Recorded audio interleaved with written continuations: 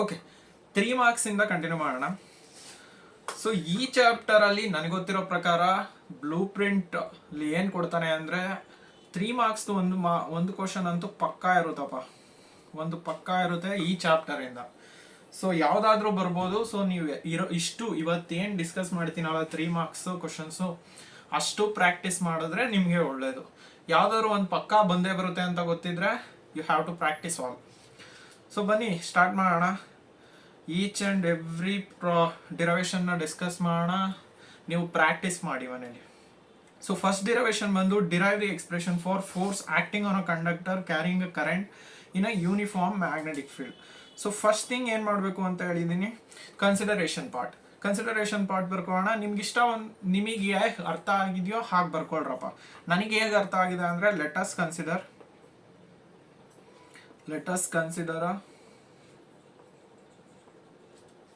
current carrying rod, current carrying conductor, this is nothing but a rod of length L and area A. Okay na? kept in a external magnetic field. ನಾನು short ಫಾರ್ಮಲ್ಲಿ ಬರೀತಿದ್ದೀನಿ, ನೀವು short ಫಾರ್ಮಲ್ಲಿ ಎಕ್ಸಾಮಲ್ಲಿ ಬರೆಯಂಗಿಲ್ಲ. External magnetic field ಇಡ್ತಿದ್ದೀನಿ ಅಂತ ಕ್ವಶನಲ್ಲೇ ಅದಿದೆ, ಅಷ್ಟನ್ನೇ ಬರೀರಿ ಸಾಕು. ಇವಾಗ ಏನು ಮಾಡೋಣ, let N be the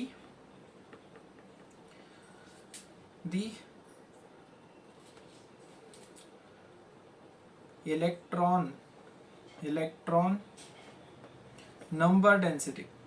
Let n be the electron number density and these electrons ideyala, and these electrons will be moving with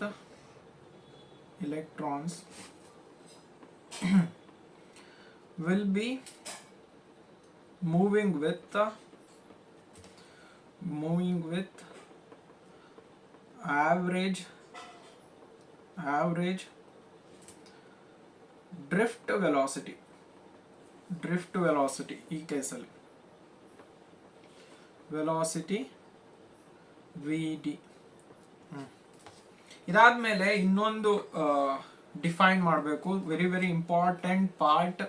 ಇದನ್ನ ಈಗ ಡಿಫೈನ್ ಮಾಡ್ತಿದ್ದೀನಿ ಆ್ಯಂಡ್ ಇದನ್ನ ನೆನ್ಪಿಟ್ಕೊಳ್ಳಿ, ಯಾಕೆಂದ್ರೆ ಮುಂದೆ ಬರೋ ನ್ಯೂಮರಿಕಲ್ಸು ಹೆಲ್ಪ್ ಆಗುತ್ತೆ, 5 ಮಾರ್ಕ್ಸ್ ಡಿರವೇಷನಲ್ಲೂ ಹೆಲ್ಪ್ ಆಗುತ್ತೆ. ಈ ಕನ್ಸಿಡರೇಷನ್ ಮಾತ್ರ ಡಿಫೈನ್ ಮಾಡ್ತಿರೋ ಪ್ಯಾರಾಮೀಟರ್ ಮಾತ್ರ ತುಂಬ ಇಂಪಾರ್ಟೆಂಟು. ಲೆಂತ್ ಎಲಿಮೆಂಟ್ ಯಾವುದಂದ್ರೆ ಅದನ್ನ ಎಲ್ ವೆಕ್ಟರ್ ಇಂದ ಡಿನೋಟ್ ಮಾಡ್ತೀರಾ. Okay, what is this? It is a vector quantity.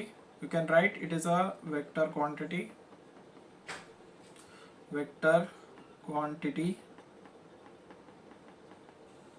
which gives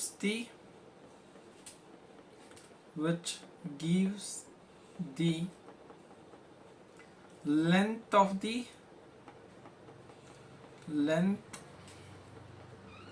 the conductor in the direction of current. ಈ ಚಾಪ್ಟರ್ ಅಲ್ಲಿ ಇದು ತುಂಬಾ ಇಂಪಾರ್ಟೆಂಟ್. 1 ಮಾರ್ಕ್ಸಿಗೆ ಕೇಳ್ತಾನೆ ಅಂತ ಹೇಳ್ತಿಲ್ಲ, ಈ ಕಾನ್ಸೆಪ್ಟ್ ಗೊತ್ತಿಲ್ಲ ಅಂದ್ರೆ ಮುಂದೆ ಬರೋ ಕ್ವಶನ್ಸ್ ಆನ್ಸರ್ ಮಾಡೋಕೆ ಡಿಫಿಕಲ್ಟ್ ಆಗುತ್ತೆ ನಿಮ್ಗೆ ಅಷ್ಟೇ. ಸೊ ಈ ಕನ್ಸಿಡರೇಷನ್ ಪಾರ್ಟ್ ಆಯ್ತು. ನೆಕ್ಸ್ಟ್ ಏನ್ ಮಾಡಬೇಕು, we will draw simple diagram ಬರೀಲೇಬೇಕು, ಮಾರ್ಕ್ಸ್ ಇದ್ದೇ ಇರುತ್ತೆ ನಿಮಗೆ. ಡಯಾಗ್ರಾಮಿಗೆ ಒಂದು ಎಕ್ಸ್ಟರ್ನಲ್ ಮ್ಯಾಗ್ನೆಟಿಕ್ ಫೀಲ್ಡ್ ಬಿ ವೆಕ್ಟರ್ನ ಕನ್ಸಿಡರ್ ಮಾಡ್ಕೋತಿದ್ದೀನಿ. ಇದ್ರೊಳಗಡೆ ಒಂದು current element, we will keep a current carrying conductor. Okay, this is uniform magnetic field. ಇದ್ರದ್ದು ಲೆಂತ್ ಎಷ್ಟಿದೆ ಎಲ್, ಅಂಡ್ ಇದ್ರೊಳಗಡೆ ಐ ಕರೆಂಟ್ ಫ್ಲೋ ಆಗ್ತಿದೆ ಅಂತ ಕನ್ಸಿಡರ್ ಮಾಡ್ಕೋಣ. Okay, there is a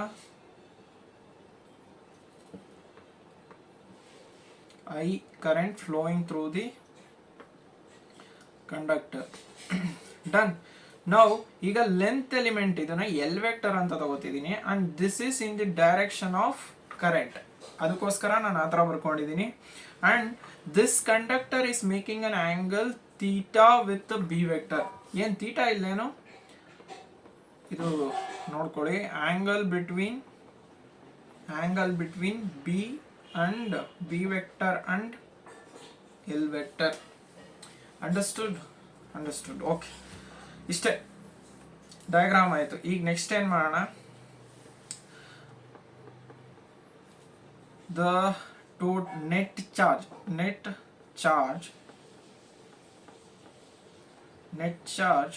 flowing through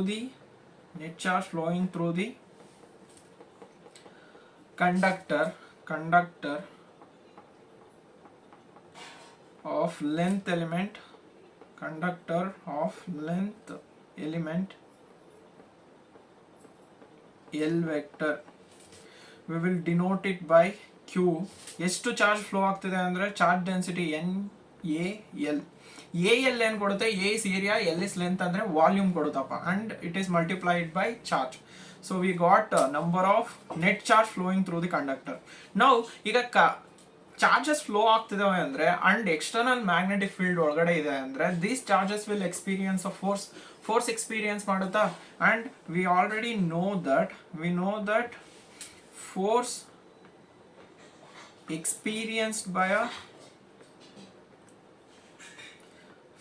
experienced by charged particle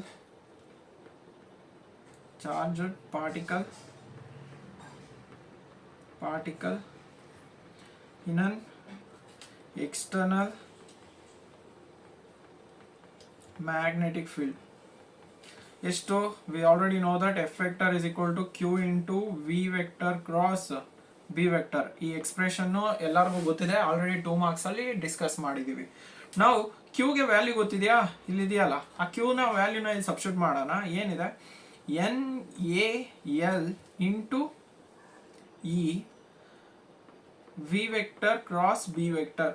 ಇಲ್ಲಿ length element ಕೂಡ vector quantity ಅಂತ ತಗೋತೀನಿ. ಈಗ ನಾವು ವಾಟ್ ವಿ ವಿಲ್ ಡೂ, ಇದನ್ನ ಹೇಗೆ ಬರ್ಕೊಳ್ಳೋಣ ಅಂದರೆ ಈ ವಿನ ಈಚೆ ತೊಗೊಂಡ್ಬಂದ್ಬಿಡಿ, ಇದನ್ನ NaE, V is nothing but drift velocity here. Drift velocity ಅಂತ ತಗೋತೀವಿ. This L vector will go inside the bracket and it will become like this. So this is the force F. Now F vector is equal to, can I write this as VENA into L vector cross B vector. What is this part? ಈ part last chapter ಅಲ್ಲಿ derive ಮಾಡಿದ್ದೆ, ಗೊತ್ತಿಲ್ಲ ಅಂದರೆ last ಚಾಪ್ಟರ್ದು ಡಿರೈವೇಷನ್ಸ್ನು ಸಹ ನಾನು already record ಮಾಡಿದ್ದೀನಿ. You can observe that this is nothing but a current expression ಇದು. So this will become L vector cross B vector. So I is nothing but VDENA. Done. Now this is the expression. ಇದನ್ನ magnitude ಅಲ್ಲಿ ಬರ್ಕೊಂಡ್ರೆ this will become ILB sine theta. ಇದು ತುಂಬಾ ನೆನಪಿರಬೇಕು, ಇದ್ರ ಮೇಲೆ problems ಕೇಳ್ತಾನೆ 3 marks ಇಂದು. ನಾವು for small length element DL vector ಏನಾಗುತ್ತೆ, ಇದನ್ನೇ you will write it as F vector is equal to I into DL vector cross B vector.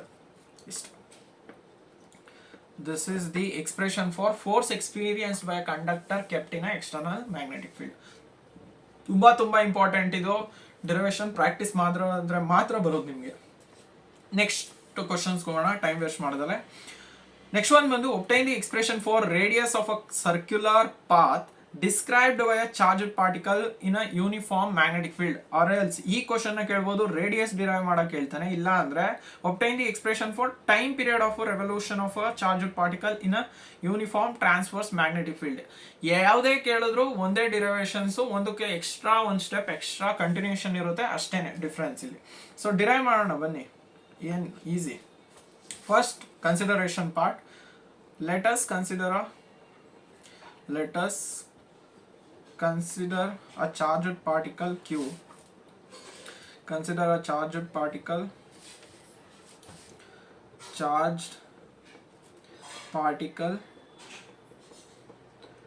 q moving with a velocity v, moving with a velocity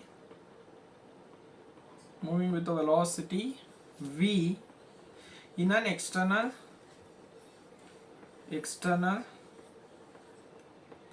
magnetic field. ಇಷ್ಟು ಸಾಕೀಗ.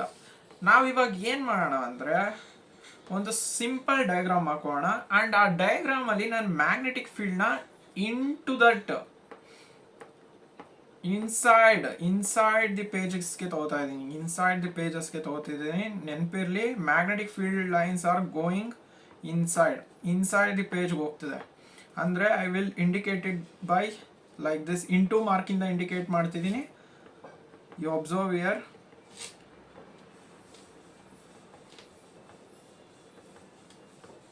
ಇಲ್ಲಿ ಬರೆದ್ಬಿಡ್ತೀನಿ ಹಂಗೇನೆ. B vector into the page ಒಳಗಡೆ ಹೋಗ್ತಿದೆ.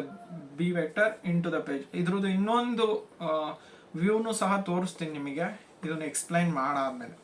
ನಾವು what we have, ಇದ್ರೊಳಗಡೆ ಈ uniform magnetic field ಒಳಗಡೆ ಒಂದು ಚಾರ್ಜ್ಡ್ ಪಾರ್ಟಿಕಲ್ ಇದೆ, that is q, and it is moving with a velocity V.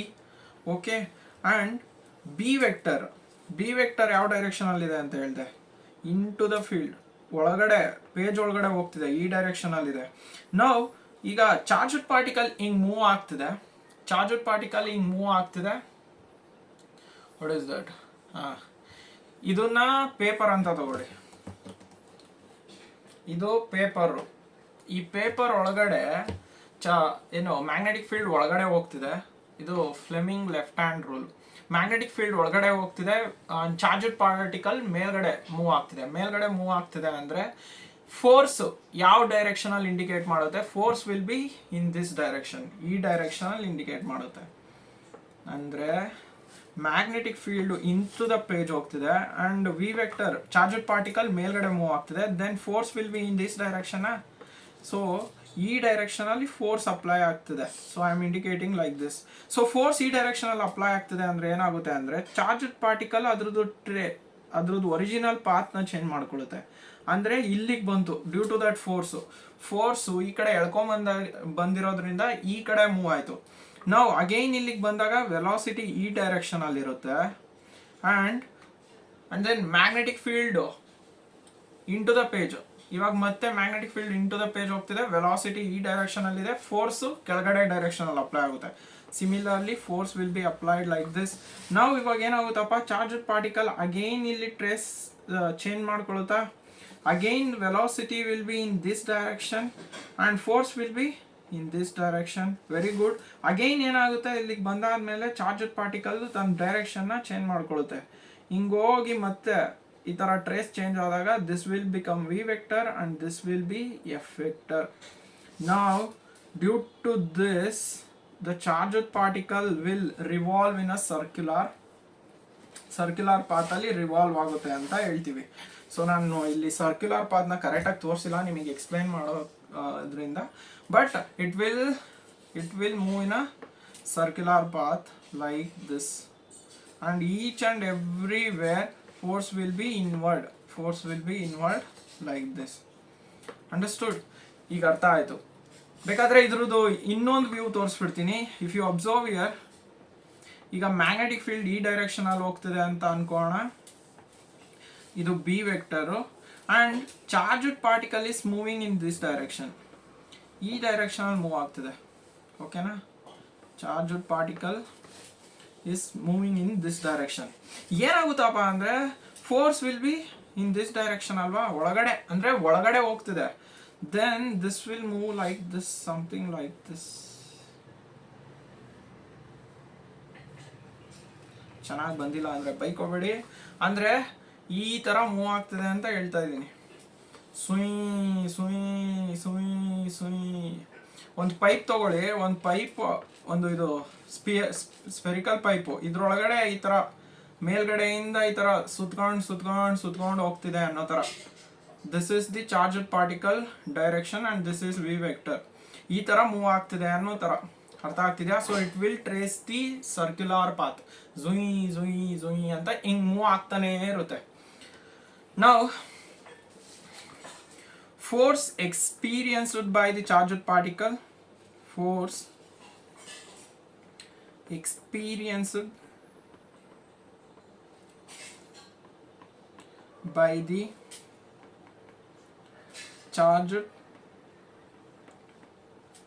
particle, force experienced by the charged particle is F vector is equal to Q into V vector cross B vector. Correct. This is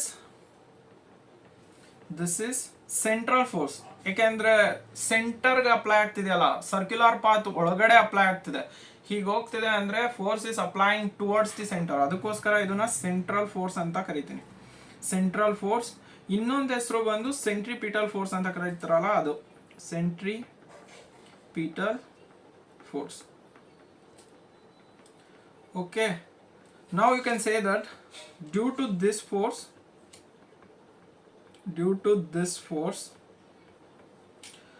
charged particle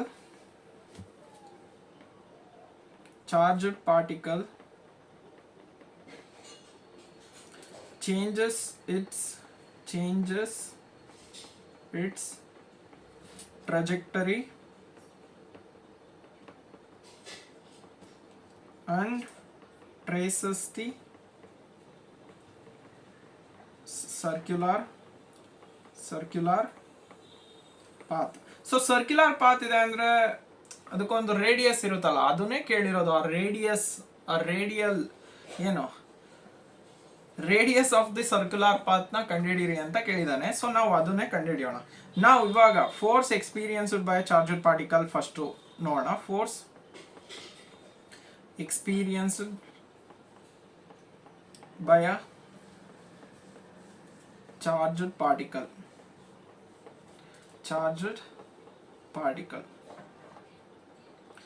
ಏನು F is equal to magnitude ಅಲ್ಲಿ ಬರೀತೀನಿ QVB sin theta. Done. ನಿಮಗೆ ಇದು ನೆನಪಿರ್ಲಿ, F vector will be perpendicular to velocity and this will be perpendicular to B vector. ಈ ಮೂರು perpendicular ಆಗಿರುತ್ತೆ, ಮೂರು ಸಹ ಒಂದಕ್ಕೊಂದು ಪರ್ಪೆಂಡಿಕ್ಯುಲರ್ ಆಗಿರ್ತವೆ. ಇದು ನೆನಪಿರ್ಲಿ ನಿಮಗೆ. ನಾನು ಕಲರೇ ಚೇಂಜ್ ಮಾಡ್ದಿಲ್ಲ, ಬೈಕೋಬೇಡಿ. ಆಮೇಲೆ next one, theta will become 90 ಡಿಗ್ರಿನ. ದೆನ್ ಫೋರ್ಸ್ ಏನಾಗುತ್ತೆ, F will be equal to V. Theta is nothing but angle between V and B. ಈಗ this will become Q V B ಆಗುತ್ತಾ. Sine 90 is 1. Sine 90 degree is 1. Done. Let us call this as equation number 1. Now ಇಲ್ಲಿ ಹೇಳಿದ್ನಲ್ಲ ನಿಮಗೆ, this force will also produce centripetal force. Centripetal force ಸಹ experience ಆಗ್ತದೆ. Then centripetal force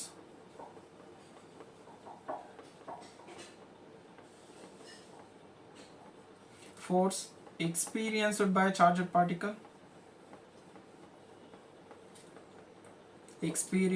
by a charged particle will be ಏನಾಗುತ್ತಪ್ಪ, F is equal to mv square by r. Done. Let us call this as equation number 2. Now comparing equation 1 and 2.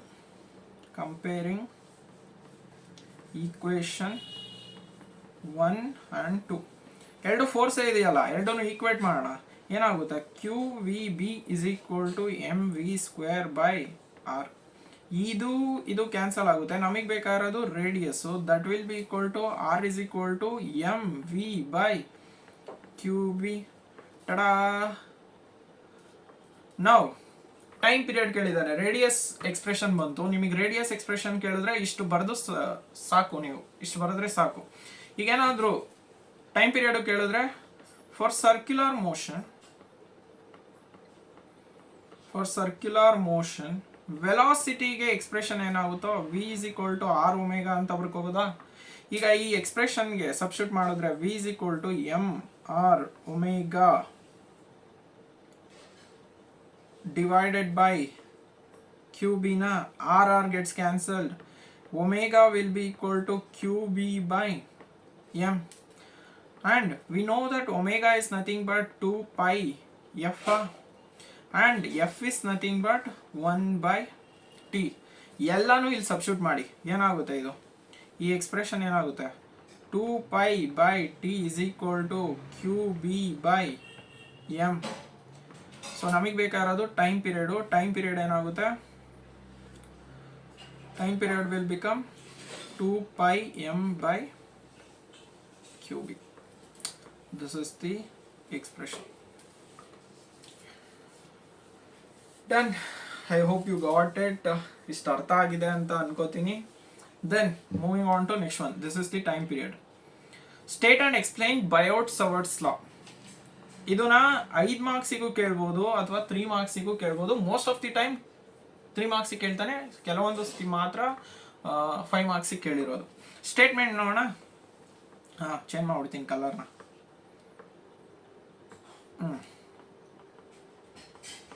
Statement.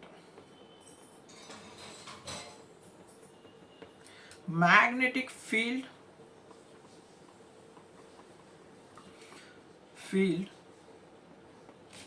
due to a small current element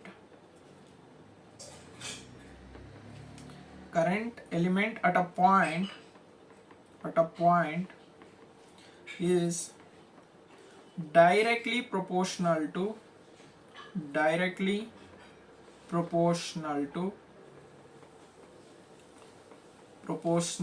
the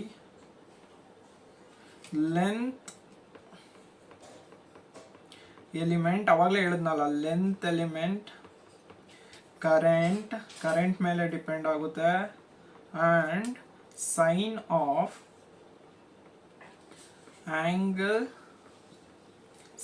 of angle between the line joining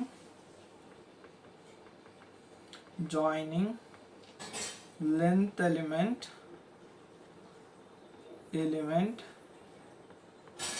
and the point.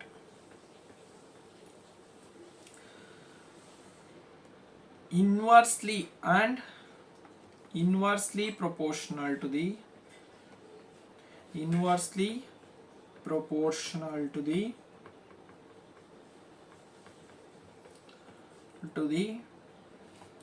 square of distance between the length element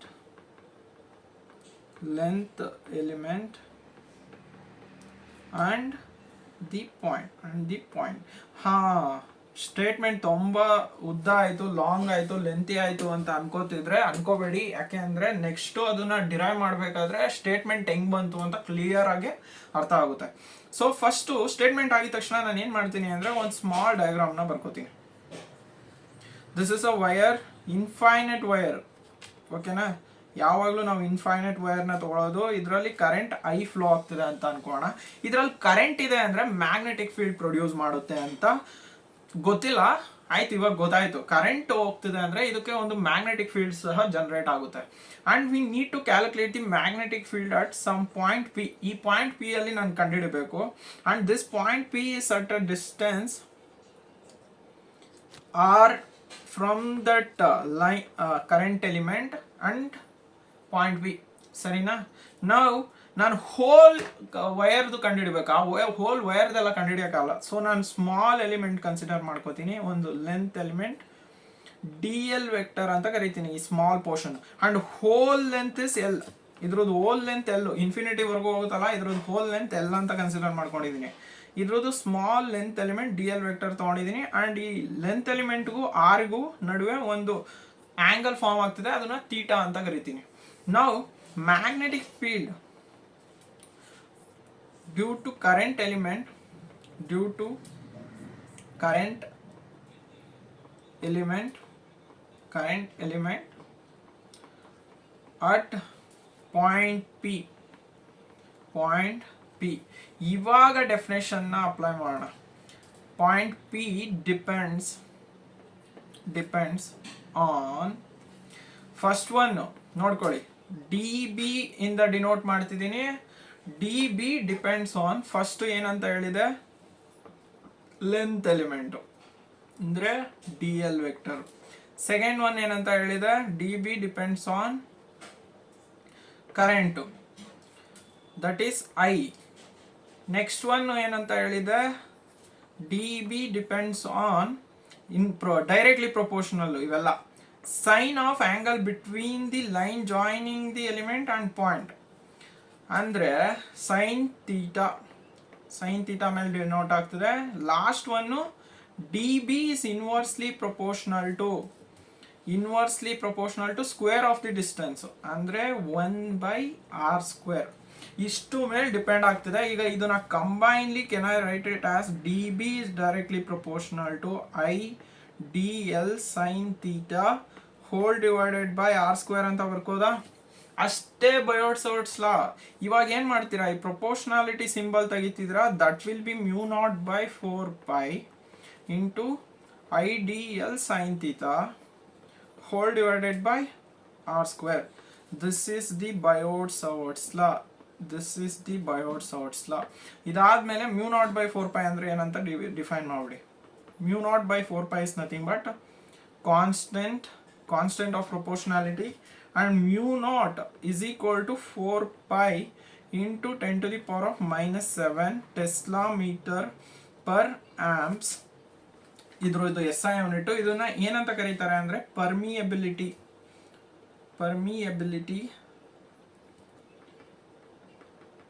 of free space ಅಂತ ಹೆಸರು ಇದಕ್ಕೆ. Done. ಇಷ್ಟೇ define ಮಾಡಬೇಕಾಗಿರೋದು. Vector form ಅಲ್ಲಿ ಬರೆದ್ರೆ, ಇನ್ vector form actually ನೀವು ಮೇಲ್ಗಡೆ ಸ್ಟೆಪ್ಪಲ್ಲೇ stop ಮಾಡಿದ್ರು ನಡೆಯುತ್ತೆ. ಇಲ್ಲ ನಾನು ಕಂಪ್ಲೀಟ್ ಮಾಡ್ತೀನಿ ಅಂದರೆ you can complete like this. D B vector is equal to μ0/4π constant, ಇದಕ್ಕೇನು ಇರಲ್ಲ. This will become I D L vector cross B vector whole divided by I D L vector B vector ಅಲ್ಲ, this will become r vector whole divided by r³. ಇದನ್ನ confuse ಮಾಡ್ಕೋಬೇಡಿ. ಈ ಸ್ಟೆಪ್ಪಲ್ಲಿ ಬೇಕಾದ್ರೆ observe ಮಾಡಿ, ಇಲ್ಲಿ r² ಇದೆ, ಇಲ್ಲಿ r³ ಇದೆ. ಯಾಕಪ್ಪ ಅಂದ್ರೆ ನೀವು ವೆಕ್ಟರ್ ಫಾರ್ಮ್ ಅಲ್ಲಿ ಬರೆದ್ರೆ ಹೀಗೆ ಬರೋದು, ಯೂನಿಟ್ ವೆಕ್ಟರ್ ಅಪ್ಲೈ ಆಗುತ್ತೆ. ಅದಕ್ಕೋಸ್ಕರ ನಾನು ಇಲ್ಲಿ ಅಷ್ಟೊಂದು ಡೀಪ್ ಆಗೆಲ್ಲ ಎಕ್ಸ್ಪ್ಲೈನ್ ಮಾಡಲ್ಲ. ನೀವು ಎಕ್ಸಾಮ್ ಹಿಂದಿನ ದಿನ ನೋಡ್ತಿರೋದ್ರಿಂದ you just have to look into the steps ಅಷ್ಟೇ. ನಾವು ಇದಾದ್ಮೇಲೆ ನೆಕ್ಸ್ಟ್ derivation ಹೋಗೋಣ. Assume the expression for magnetic field at a point on the axis of circular current loop. Obtain the expression for magnetic field at the center of the current loop. ಇದ್ರದ್ದು 5 marks derivation ಇದೆ, ಅದನ್ನ derive ಮಾಡೋಣ. But ನನಗೆ ಈ ಥರ 3 ಮಾರ್ಕ್ಸಿಗೆ ಕೇಳಿದ್ರೆ ನೀವೇನು ಮಾಡ್ತೀರಾ ಅಂದರೆ ಡೈರೆಕ್ಟ್ ಎಕ್ಸ್ಪ್ರೆಷನ್ನ ಕನ್ಸಿಡರ್ ಮಾಡ್ಕೋತೀರಾ.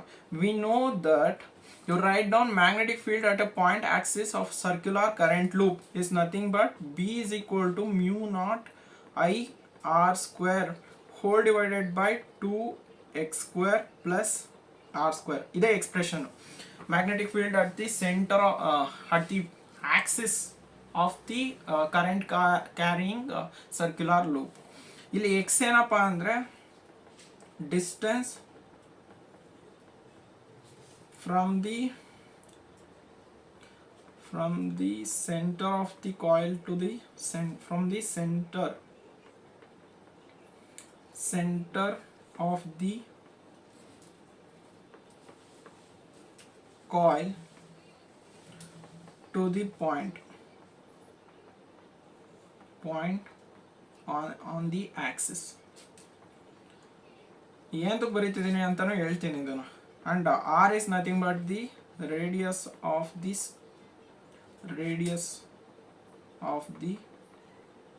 coil, circular coil. ನೆನಪಿರ್ಲಿ, ಸರ್ಕ್ಯುಲರ್ ಕಾಯಿಲ್ ತಾನೆ, circular current loop. Center of the loop ಇದು ಸಹ radius of the circular loop. Done. Now at the center ನಾವು ತಗೋತಿದೀವಿ ಅಂದ್ರೆ ಯಾವ ಟರ್ಮ್ 0 ಆಗ್ಬೋದು ಹೇಳ್ರಪ್ಪ? x will be 0, then above expression ಏನಾಗುತ್ತೆ? Let us call this as equation number 1. equation 1 ಏನಾಗುತ್ತಪ್ಪ? b will be equal to mu naught I r square whole divided by 2 into x will become 0 plus r square whole to the power of 3 by 2. ಇದು whole to the power of 3 by 2. ಇದನ್ನ ಏನಂತ ಬರ್ಕೋಬಹುದು? mu naught I r square whole to the power of 2 into r square whole to the power of 3 by 2 ಏನಾಗುತ್ತೆ? 2 gets cancelled out. ಇಲ್ಲಿ r cube ಇದೆ, ಇಲ್ಲಿ r square ಇದೆ, ಇದು whole term cancel ಆಗುತ್ತೆ. ಉಳಿಯೋದೇನು? mu naught I by 2r. So this is the expression. 3 ಮಾರ್ಕ್ಸಿಗೆ ಕೇಳಿದ್ರೆ ಇಷ್ಟೇ ಮಾಡ್ಬೇಕಾಗಿರೋದು, ಕತೆ ಎಲ್ಲ ಬರೆಯಂಗಿಲ್ಲ. ಹೋಲ್ ಡಿರವೇಶನ್ ಅಂತೂ ಬರ್ಕೊಂಡ್ ಕುತ್ಕೋಬೇಡಿ, ಇಷ್ಟೇ ಬರಿಬೇಕಾಗಿರೋದು, ಇಷ್ಟೇ ಬರೆದ್ಬಿಟ್ಟು ಬನ್ನಿ 3 ಮಾರ್ಕ್ಸಿಗೆ ಕೇಳಿದ್ರೆ. ನಾವು next question, explain how to convert a galvanometer into a volt metre.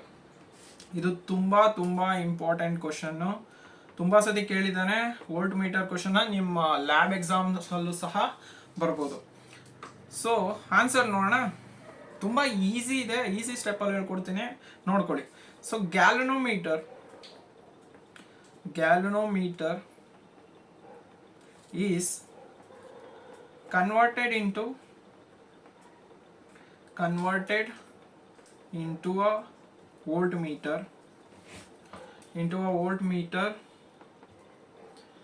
by connecting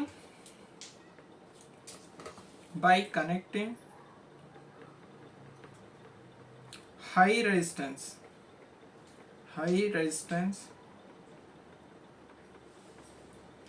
in series with it. ಇದನ್ನ ಬರೀಲೇಬೇಕು. ಇದನ್ನ ಬರೀಲಿಲ್ಲ ಅಂದ್ರೆ 1 ಮಾರ್ಕ್ಸ್ ಕೊಡಲ್ಲ. ಇದಕ್ಕೆ 1 ಮಾರ್ಕ್ಸ್ ಅಲಾಟ್ ಆಗಿರುತ್ತೆ. ಅದರಲ್ಲೂ ಇಷ್ಟು ಪಾರ್ಟಿಗೆ 1 ಮಾರ್ಕ್ಸ್ ಅಲಾಟ್ ಆಗಿರುತ್ತೆ. High resistance in series with it. ಈಗ ಇಷ್ಟಾದ್ಮೇಲೆ ಒಂದು ಸಿಂಪಲ್ ಸರ್ಕ್ಯೂಟ್ ಡಯಾಗ್ರಾಮ್ ಬರ್ಕೋಣ. ಇಲ್ಲಿ ಗ್ಯಾಲನೋಮೀಟರ್ ತಗೋತೀನಿ and this is connected to high resistance R. Okay, and there is a current I is passing through it. ಇಷ್ಟರಲ್ಲಿ ಈ hole part ಇದೆಯಲ್ಲ,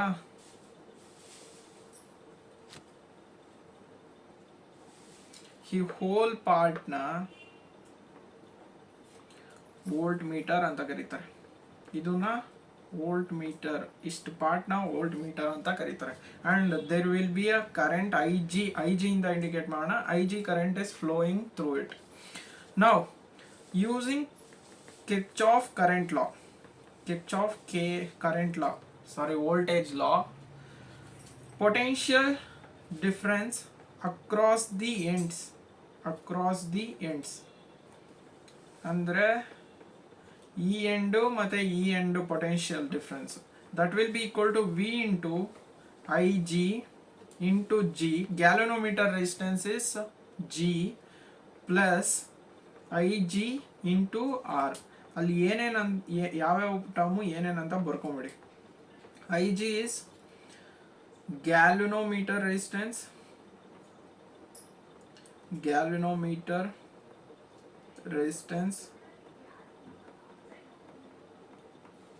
and Ig is galvanometer current. Now what we will do, ಈ part ನ ಇಲ್ಲೇ ಇಟ್ಕೊಳ್ಳೋಣ. ಈ part ನ left hand side ತಗೊಂಡೋಗಿ. ನೋ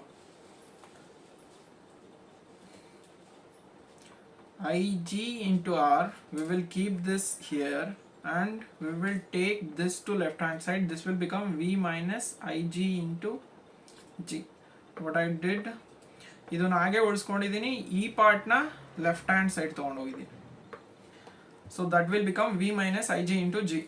ದೆನ್ ಆರ್ನ ಹಾಗೆ ಇಳಿಸ್ಕೊಳ್ಳೋಣ. ಐ ಜಿನ ರೈಟ್ ಹ್ಯಾಂಡ್ ಸೈಡ್ ತೊಗೊಂಡೋದ್ರೆ this will become I G whole divided by I G into G. this one gets cancelled out. So what are we left out with? We will get V by Ig minus G. This is the expression. ಈ expression ಏನು ಕೊಡ್ತಿದೆ ಅಂದರೆ ನಮಗೆ theoretical value of high resistance ಸಿಗ್ತಿದೆ.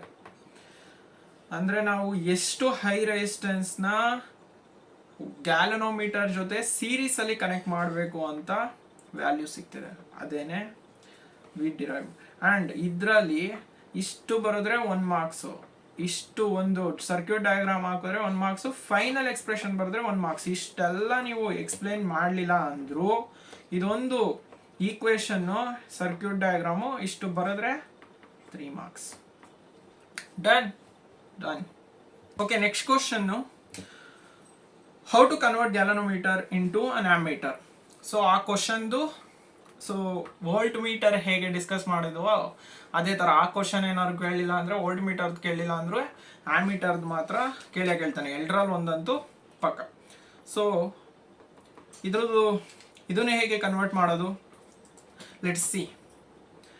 Galvanometer is converted into ammeter by connecting the low resistance. So ಅದ್ರದ್ದು opposite, ಅಲ್ಲಿ high resistance, ಇಲ್ಲಿ low resistance. ಇನ್ನೊಂದು ಹೆಸರು ಇದೆ ಇದಕ್ಕೆ, ಶಂಟ್ ರೆಸಿಸ್ಟೆನ್ಸ್ ಅಂತ ಕರಿತೀವಿ ಇದಕ್ಕೆ. ಶಂಟ್ ರೆಸಿಸ್ಟೆನ್ಸ್ ಇನ್ ಪ್ಯಾರಲಲ್, ಅಲ್ಲಿ ಸೀರೀಸ್ ಕನೆಕ್ಟ್ ಮಾಡಿದ್ದು, ಇಲ್ಲಿ parallel with it. Done. Okay, ammeter ಅಂದ್ರೆ ಏನು? It is a device used to measure the current in the circuit. Volt meter ಅಂದ್ರೆ it is a device used to measure the potential difference in the circuit. ಇದು ನೆನಪಿರ್ಲಿ ಇಷ್ಟು. ನಾವು ಇವಾಗ ಏನು ಮಾಡೋಣ, ಸಿಂಪಲ್ ಒಂದು ಸರ್ಕ್ಯೂಟ್ ಡಯಾಗ್ರಾಮ್ ಬರ್ಕೊಳ್ಳೋಣ. ಫಸ್ಟು ಇಲ್ಲಿ ಗ್ಯಾಲನೋಮೀಟರ್ ಇದೆ. ಈ ಗ್ಯಾಲನೋಮೀಟರ್ಗೆ ಲೋ ರೆಸಿಸ್ಟೆನ್ಸು ಸೀರೀಸಲ್ಲಿ ಕನೆಕ್ಟ್ ಆಗಿದೆ. ಓಕೆ, ಪ್ಯಾರಲಲ್ಲಿ ಕನೆಕ್ಟ್ ಆಗಿದೆ. ಇದನ್ನ ಎಸ್ ಇಂದ ಇಂಡಿಕೇಟ್ ಮಾಡೋಣ. ಆ್ಯಂಡ್ ಈ ಸರ್ಕ್ಯೂಟ್ಗೆ ಐ ಕರೆಂಟ್ ಪಾಸ್ ಮಾಡ್ತಿದ್ದೀನಿ. ಇಲ್ಲೂ ಐ ಕರೆಂಟ್ ಹೋಗ್ತದೆ. ನಾವು ಕರೆಂಟು ಈ ನೋಡಲ್ ಪಾಯಿಂಟಿಗೆ ಬಂದು ಸ್ಪ್ಲಿಟ್ ಆಗುತ್ತೆ. ಇಲ್ಲಿ ಐ ಜಿ ಕರೆಂಟ್ ಫ್ಲೋ ಆಗುತ್ತೆ ಆ್ಯಂಡ್ ಇಲ್ಲಿ ಯಾವ ಕರೆಂಟ್ ಫ್ಲೋ ಆಗುತ್ತೆ. ನಾವು remember that incoming current at nodal point, ಈ ಪಾಯಿಂಟ್ ಒಳಗೆ ಇನ್ಕಮಿಂಗ್ ಕರೆಂಟ್ ಯಾವುದ್ಯಾವ್ದಿದೆಯೋ that will be equal to outgoing current. Outgoing current ಒಂದು ಐ ಜಿ, ಇನ್ನೊಂದು sum of outgoing currents. ಇದನ್ನ ಐ ಡ್ಯಾಶ್ ಅಂತ ತಗೋಣ. I dash that will be equal to I dash is equal to I G minus I. Then I dash will be equal to I minus I ಜಿನ ಇದೆಲ್ಲ ಬರೆಯೋ ಅವಶ್ಯಕತೆ ಇಲ್ಲ, ಏನಂತ ತೋರ್ಸೋಕೆ ಅಷ್ಟೇ ಬರ್ಕೊಂಡಿರೋದು ನಿಮಗೆ. So this is directly you can write I minus I G ಅಂತ ಬರ್ಕೊಳ್ಳಿ.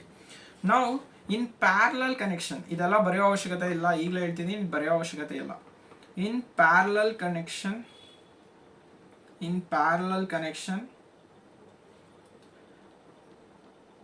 potential difference will be same. In parallel connection potential difference will be same. Andre potential across galvanometer will be equal to potential across shunt resistor. ಈಗ potential across galvanometer ಏನಂತ ಬರ್ಕೋದು, I G into G ಅಂತ ಬರ್ಕೋದಾ. That will be equal to potential across shunt ರೆಸಿಸ್ಟರ್ನ current, that is I minus I G into S. Then this will be equal to ಏನಾಗುತ್ತಪ್ಪ, S will be equal to I G by I minus I G into G. ಇಷ್ಟೇ ಮುಗೀತು. Now what we got the expression for low resistance ಎಷ್ಟು connect ಮಾಡಬೇಕು ಅಂತ ಥಿಯರೆಟಿಕಲಿ calculate ಮಾಡ್ಬೋದು ಫಸ್ಟೇ. ಅದಕ್ಕೊಂದು expression ಸಿಕ್ತು, ಇಷ್ಟು ಬರಿಬೇಕು. ಸೊ ನೀವು ಲೋ ರೆಸಿಸ್ಟೆನ್ಸ್ ಇನ್ ಪ್ಯಾರಲಲ್, ಇದು ಸರ್ಕ್ಯೂಟ್ ಕನೆಕ್ಷನ್ ಬರೆದ್ರೆ ಇದನ್ನ ಬರೆದ್ರೆ 1 ಮಾರ್ಕ್ಸು, ಇದನ್ನ ಬರೆದ್ರೆ 1 ಮಾರ್ಕ್ಸು, ಈ ಲಾಸ್ಟ್ ಎಕ್ಸ್ಪ್ರೆಷನ್ ಬರೆದ್ರೆ 1 marks. That's how the marks are distributed. Done. This is about 3 marks. Next to 5 marks question derive ಮಾಡೋಣ. 5 marks ಅಲ್ಲೂ ಅಕಾರ್ಡಿಂಗ್ ಟು ಬ್ಲೂ ಪ್ರಿಂಟ್ ಒಂದು ಕ್ವಶನ್ ಪಕ್ಕಾ ಬರುತ್ತೆ. ಒಂದು ಕ್ವಶನ್ ಪಕ್ಕಾ ಬರುತ್ತೆ. ನ್ಯೂಮರಿಕಲ್ ಆದ್ರೂ ಆಗಿರ್ಬೋದು, ಡಿರೈವೇಶನ್ ಆದ್ರೂ ಆಗಿರ್ಬೋದು. ಡಿರೈವೇಶನ್ ಬರೋ ಪಾಸಿಬಿಲಿಟೀಸ್ ಜಾಸ್ತಿ ಇದೆ ನನ್ನ ಪ್ರಕಾರ.